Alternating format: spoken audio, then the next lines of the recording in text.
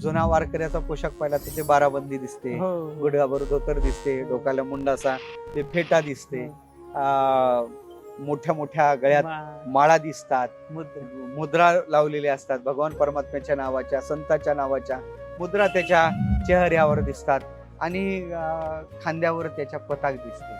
असं वारकऱ्याचं चिन्ह आपण ते चित्र पाहतो. आणि ते पडशी, त्याच्या पडशीत तरी दुसरं काय असते हो? वारकऱ्याच्या पडशीत काय? वारकऱ्याच्या पडशीत असते उद्या घालायचं एक धोतर असते, त्याच्यानंतर नित्यनेम असते, देव असतो. वारकऱ्याच्या पडशीत देव असतो, नित्यनेमाचे गाथा ज्ञानेश्वरी भागवत आदी ग्रंथ असतात. त्या वारकऱ्याच्या पडशीचं जवळ टाळ असतो, ज्या ते साधन आहे. वारकऱ्याची विशेषता अशी आहे, या टाळादी साधनाला सुद्धा ते साधं मानत नाही. तर विठ्ठल टाळ विठ्ठल दिंडे, विठ्ठल तोंडी उच्चारावा, ही भावना आहे.